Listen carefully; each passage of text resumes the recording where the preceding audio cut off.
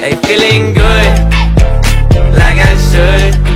Jadi Beppu ini ada di small city-nya Jepang ya. Apakah ini tidak terlalu mahal biayanya? Kalau kita tahu kan di Tokyo itu biaya hidup sudah terkenal sangatlah mahal. Ada juga kota Kyoto ya Teh ya, dan itu kota turis yang lumayan mahal juga. Nah, kalau di Beppu sendiri itu seperti apa biaya Nah, hidupnya? kalau Beppu itu kota turis, tapi kebanyakan yang tahu tuh turis domestik. Biaya hidupnya nggak semahal di Tokyo atau Osaka. Tapi transportasi itu kalau dihitung per sekali jalan agak lebih mahal sih. Untuk tempat tinggal Teteh selama jadi mahasiswa di sana itu disediakan asrama kah? Kalau memang disediakan, apakah asrama itu dekat dengan kampus? Saya tinggalnya di dormitory ya. Itu bisa jalan kaki dari asrama ke kampus kita 10 menitan lah. Apalagi didukung dengan fasilitas jalan kaki itu ada dan enak gitu ya. Iya, nggak keluar ongkos, cuman lokasi kampus itu bukan area kota gitu. Jadi dia memang area yang sepi lah gitu, udah lumayan di atas gitu ya. Nah, terus jadi kalau untuk belanja kebutuhan sehari-hari kayak makanan dan lain-lain itu kita harus ya turun ke bawah gitu ke downtown ya. Naik bus ke downtown atau ke pusat kota. Ada sih di kampus kayak ada minimarketnya gitu, kayak snack gitu. Sama juga ada super minimarket juga. Tapi ya nggak cukup ya, itu kan kalau apalagi yang di asrama cuma jual mie kayak gitu ya. Tapi kalau misalnya di downtown kan kita bisa beli bener-bener fresh food, ya beli sayur, daging gitu. Pertanyaan selanjutnya, waktu awal-awal di Jepang nih, sebagai mahasiswa asing, Teteh tuh ngalamin gak sih culture shock? Gimana cara ngatasinnya? Sebenarnya sih kalau saya pribadi nggak terlalu banyak kaget karena kan dulunya sempat kerja di perusahaan Jepang yang kebetulan hilir mudiknya itu banyak gitu orang Jepangnya. Terus saya juga banyak kontak langsung sama orang Jepang waktu itu. Sebelum pergi juga udah dapat informasi banyak banget ya tentang culture, tentang dan lain-lain sebagainya lah gitu. Tapi kalau misalnya yang spesifik nggak ada di informasi itu apa ya? Oh ya, mereka itu kan detail banget ya, lumayan kaku sebenarnya. Orang itu nggak terlalu dinamis gitu ya, kaku gitu. Jadi ada beberapa peraturan-peraturan yang menurut mahasiswa asing gitu, jadi mahasiswa yang non Jepang itu kayak kenapa sih gitu harus sampai kayak gitu banget gitu. Contoh nih, misalnya kalau kita ngirim tugas, itu kan kita ada dua tuh. Jadi mereka masih menganut soft copy dan hard copy. Waktu itu ya, 2012 ya, saya nggak tahu sekarang mungkin udah total soft copy ya. Jadi dulu tuh masih ada soft copy dan hard copy. Nah, soft copy itu kita kirim lewat billboard gitu. Sedangkan yang hard copy itu kita kirim ke academic office. Nah, biasanya mereka itu ada kayak satu kelas khusus yang mereka buat gitu untuk menerima tugas-tugas mahasiswa. Ada kotak-kotak dan lain sebagainya, tuh ada formulir yang harus diisi dan ditandatangan gitu ya. Nah, si formulir itu harus pakai pulpen warna hitam. Jadi, kadang kan kalau di kita kan mau hitam atau biru, ya fine ya, nggak masalah gitu. Paling yang masalah warna merah ya. Sampai ada dulu salah satu teman saya udah nulis panjang banget formulirnya pakai biru, itu dikembaliin, nggak boleh. Dan kita tuh nggak bisa nanya kenapa. Kayak gitu, apalagi ya. Oh, sama ini, orang Jepang itu bukan yang straightforward dan terus terang. Sopan banget dan terlalu humble ya. Jadi kita tuh nggak tahu kadang-kadang orang ini sebenarnya beneran suka atau enggak sih gitu. Nah, jadi beda banget kulturnya misalnya gini. Kalau kita kan lebih banyak kulturnya itu barat ya, pengaruhnya. Jadi orang tuh harus pede gitu ya. Jadi kalau misalnya ditanya, misalnya kayak interview kemampuan kamu apa, kita bisa dengan pede gitu. Misalnya bilang gitu, oh ya saya berpengalaman di sini gitu ya. Terus misalnya oh, saya juga fluent bahasa Inggris gitu. Kan kita diajarin untuk itu ya. Tapi kalau di sana tuh bukan tipikal yang kalau ditanya kamu kebiasaan kamu apa, langsung wah bingung gitu ngejawabnya. Emang gak diajarin kayak gitu. Bukan kulturnya, bentuk percaya dirinya tuh beda gitu sama barat gitu. Saya penasaran sama sistem belajar di kelasnya itu seperti apa. Kalau di sini satu contoh aja ya, misalnya dalam kelas ada mahasiswa ingin mengajukan pertanyaan dan pertanyaannya itu dianggap tidak bermutu, receh gitu ya, itu ditertawakan oleh teman-temannya sendiri, bahkan dosennya pun menertawakannya. Itu di sana gimana? Di Jepang itu sama sekali nggak ada yang namanya melecehkan pertanyaan. Jadi pertanyaannya mau apapun juga, mau nyambung mau enggak, gitu ya, mau personal atau enggak gitu, itu dosennya menjawab. Itu perbedaan yang utama. Terus banyak banget komponen nilai itu dari keaktifan di kelas. Persentasenya lumayan besar. Tuh, jadi kalau Ritsumeikan GPU ini itu akreditasinya dari institusi lembaga akreditasi Amerika. Walaupun di Jepang karena internasional ya programnya, internasional ini dia nyaplok dari Amerika. Jadi cara belajarnya cara belajar Amerika ya sih di kelasnya gitu ya. Hampir di setiap mata kuliah itu pasti ada komponen nilai keaktifan. Wah, jadi lumayan juga ya pekerjaan dosen itu. Artinya kan dosen harus tahu gitu semua mahasiswanya di kelas, dan untuk menilai keaktifan di kelas itu kan lumayan pekerjaan yang repot ya, tapi keren ya. Jadi kalau terutama kelas-kelas kecil ya, kelas-kelas kecil itu biasanya sih mereka ada ya komponen keaktifan. Kalau S1 itu kebanyakan komponen keaktifannya dalam bentuk grup-grup, nggak individu, karena kan mungkin jumlah mahasiswanya lebih banyak ya. Tapi kalau S2 itu sekelas paling banyak 17 kalau untuk yang compulsory subjects yang semua anak S2 dapat.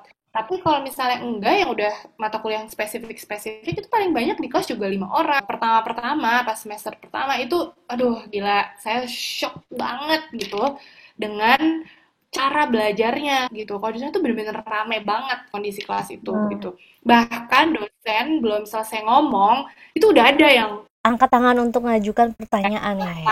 saya waktu pas semester 1 terus terang ya, itu nilainya kalah sama keaktifan. Saya tahu sendiri ya, tadi Rena udah mention. Kalau di sini tuh pertanyaan tuh harus bagus, pertanyaan tuh harus dipikirin gimana caranya supaya nggak malu-malu. Kalau di sana tuh ya nanya-nanya aja.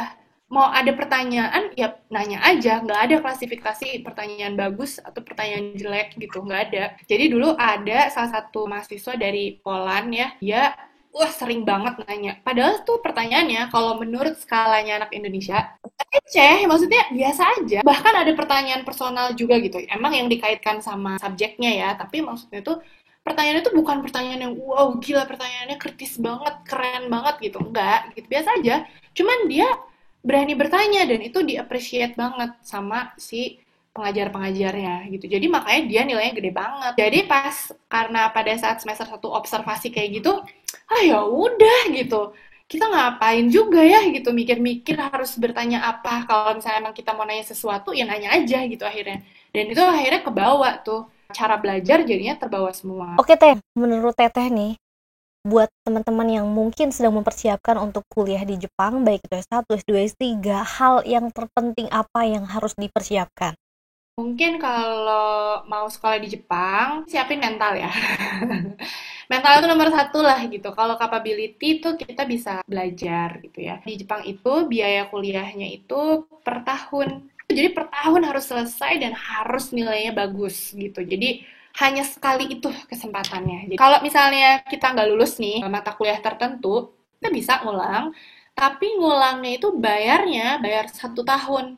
Dan itu mahal banget gitu ya. Jadi rugi banget gitu kalau misalnya kita sampai benar-benar ada mata kuliah yang gak lulus gitu. Karena nanti kita akan ngulang tahun berikutnya hanya mata kuliah itu dan bayarnya full untuk 1 tahun. Jadi kebanyakan pada tepat waktu gitu.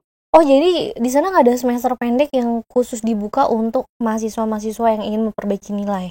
Summer class tuh ada, tapi kalau nggak salah bukan ngulang summer class itu. Jadi kayak tambahan yang mau dapet summer class atau mungkin ada mata kuliah yang emang tadinya harusnya di semester depan gitu, tapi bisa ngambil di semester pendek gitu. Tapi nggak banyak. Mata kuliahnya selected banget, maksudnya pilihan banget, nggak banyak. Dan kebanyakan anak-anak karena kuliahnya udah sibuk banget gitu, padat, dan udah gitu kita nggak bisa ngulang lagi ya. Jadi kayak wah bener-bener berusaha banget untuk dapat nilai bagus, lulus. Jadi biasanya begitu libur mereka bener-bener libur. Gak ada lagi tuh yang mau kuliah gitu. Ngambil summer class atau winter class gitu ya, itu jarang banget, sedikit. Jadi kalau di Jepang itu ada 2 kali libur.